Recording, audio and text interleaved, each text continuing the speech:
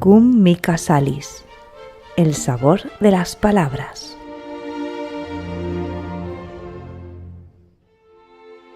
La napca.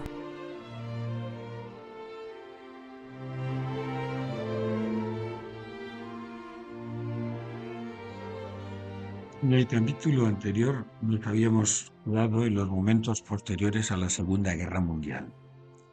En ese momento el mundo quedó escandalizado de las atrocidades cometidas por el nazismo contra el pueblo judío y la crueldad con la que se llevó a cabo.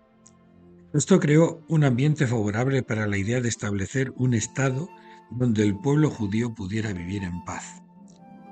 No se imaginaban que por favorecer a las víctimas del nazismo se estaba promocionando una ideología radicalmente supremacista y violenta, el sionismo.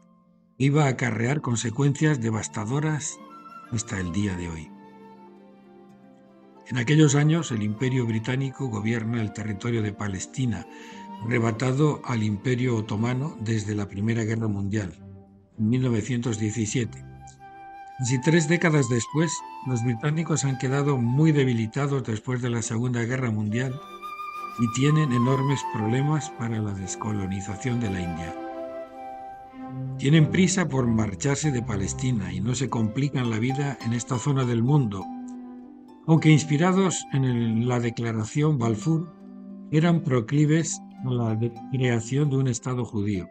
Además, guiados por sus prejuicios de raza, habían favorecido a los judíos y habían sido muy comprensivos con las organizaciones terroristas que aparecieron en el seno del sionismo, el Irgun y el Sterne.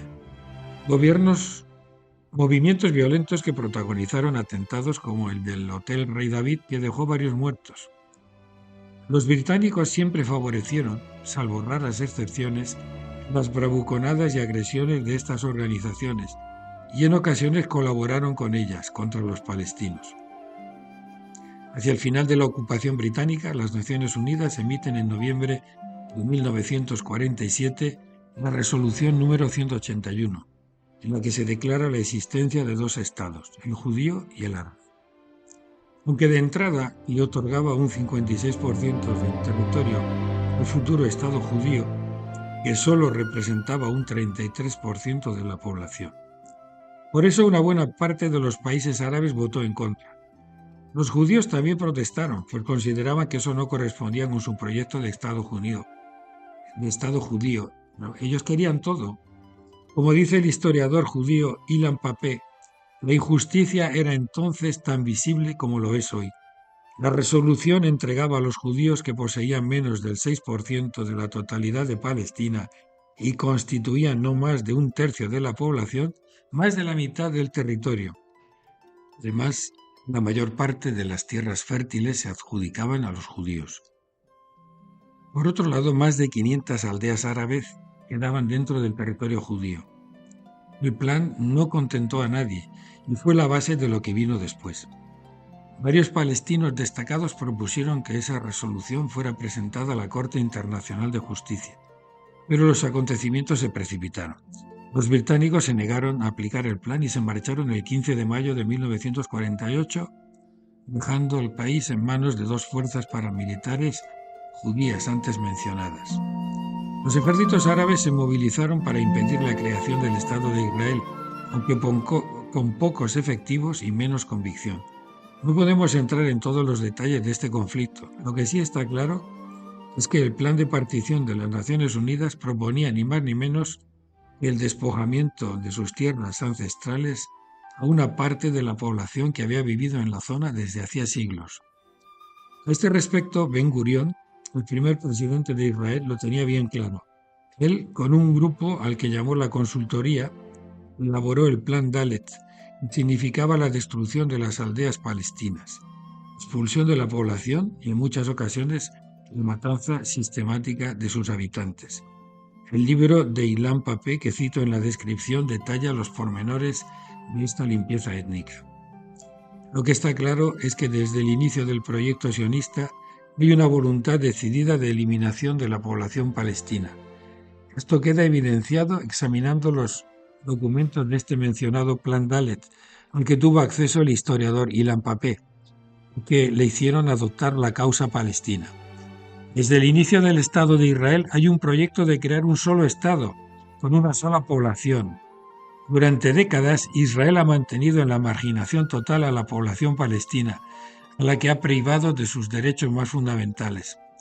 Progresivamente, el Estado sionista ha ido promoviendo asentamientos judíos en lo que debería haber sido territorio palestino, según la Resolución 181. La población palestina, por su parte, ha sido despojada de sus derechos. Como dijo el presidente Jimmy Carter, lo que se vive en Palestina es un régimen de apartheid. Él sabía de lo que hablaba.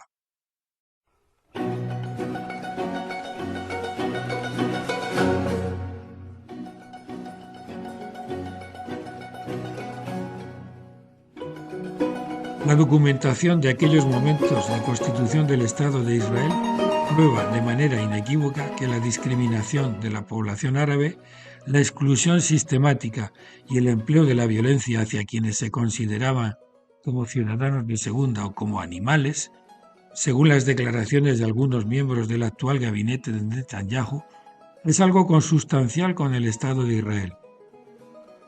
Israel ha conseguido, con el apoyo de Estados Unidos, no solamente los recursos para establecer su proyecto sionista, sino que ha persuadido a la población mundial de la legitimidad de su proyecto, pasando por un país moderno y democrático.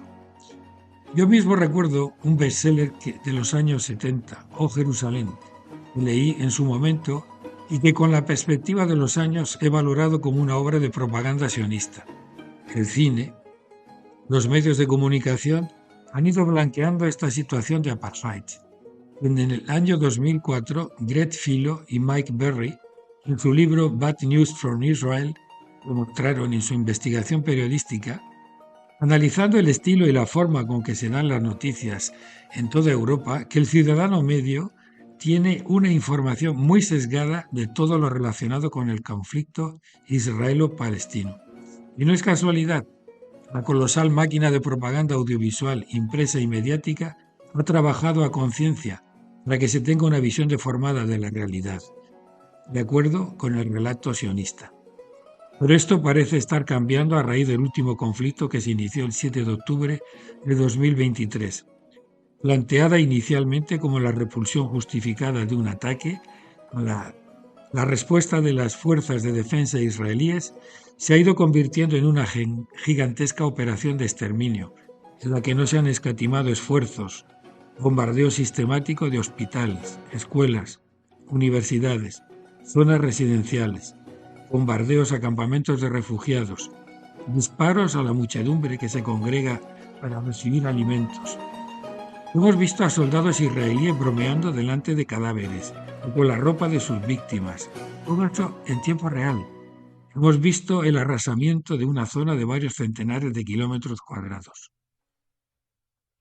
Esta vez, los esfuerzos de la propaganda filosionista para justificar el genocidio no han dado resultado y se hace cada vez más patente la crueldad de la ocupación israelí, porque son ellos, los ocupas, quienes llegaron y pretendieron empezar de cero en una zona que tenía una población autóctona desde hacía siglos, y a los cuales les dijeron que estorbaban para el proyecto sionista y que tenían que marcharse o perecer. La crueldad de la represión israelí ha dejado patente que el término terrorista, que siempre han aplicado a quienes se han defendido de las agresiones, de la ocupación, del sometimiento, se puede aplicar sin ningún tipo de exageración a este ejército, que no respeta ninguna convención internacional relativa a la guerra.